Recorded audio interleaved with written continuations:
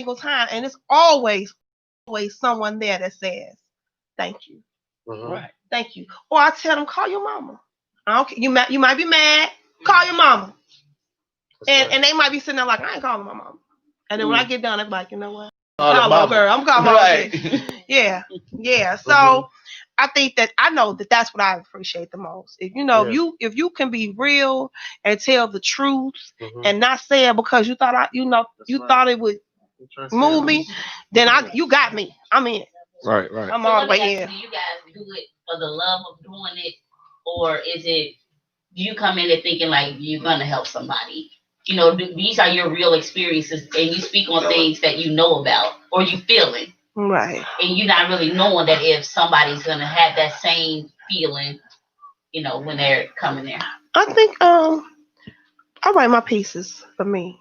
They start off for me. I was gonna say the above. Yeah. Exactly. Yeah, yes and no and all of the above. It's like if you speak, then if it helps somebody, then. Well, I mean, like, just for me personally, a lot of the poetry that I write is not necessarily personal, but it's personal because it's things that I experience or I see or have been conveyed to me. Because, for some reason, people like to talk to me. And they tell me lots of you things. Like to talk, but they tell actually it's probably because I listen more than real talker. But people tell me things. I be going, wow. People actually have these types of experiences. When I see the experience, or when people tell me, I take what people tell me and I can create a poem off of that. Not necessarily because I had the personal experience, but because somebody had the experience and felt comfortable enough to really tell me the real experience. And those things for me, that's why I said is yes and no and all the above. Because I started writing because I feel like I need to write. I've been writing since I was 8 years old. I used to write poems to get out of doing math homework. I would write poems for girls to get to their boyfriends. They would do my math homework for me. That's and crazy. Like math. That's smart. But I'm saying it's like, when you start off doing something, I guess people who write songs kind of feel the same way. You start off writing a song because there's something in your heart that you need to express. It's a venting. There's a venting process. But at the end of the song, other people hear it and say, "Wow, that was in me, right?" I was in that same place, and I felt that the same way. So even though it's my poem, it's not my poem. Like, I actually have a poem. I say, why do I write? Because I have to. I feel compelled to. I have to write. You know what? I agree with Mr. Fantastic, because I was going to say that my mom used to always tell me that nobody alone feels anything. So you've never made up a feeling. You never come up with a feeling. You've never come up with a thought that nobody else thinks or feels. You know what I mean?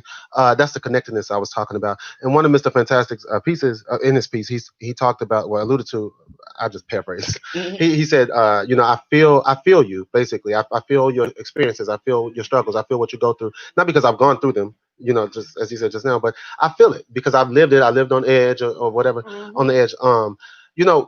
We start out writing about our own experiences and the sort and such, but like you said, because we are connected, through our experiences, through our human experiences, we are able to relate, and with one another. So I write a song. It's about me. It's about my experiences. But of course, somebody else has had those other same thoughts. So of course, somebody else has had those same experiences, and worse, and or better. You know what I mean? And so that's how we're all related. To me, we're all related. Oh yeah. We're all interrelated. We're all connected. Through. Exactly. Through our humanity, we are. And so so that's what I think about that. Right. Fantastic. We got. Okay, I would like to actually be able to. I'm sorry, to translate that. I was trying. I didn't realize it did that. We got Real Men Do Real Things at J Bistro. Yeah. You know what I'm saying? They have a poetry night, and they saying, come check it out. It's all love. Glenda, I dig, Shannon, Johan, and Freedom from Glenda and Chani. Love you, Glenda and Shani. So. I think you need to tell them you love them, you feel them. They definitely jumped out there with that. Hanky's at Tim's house.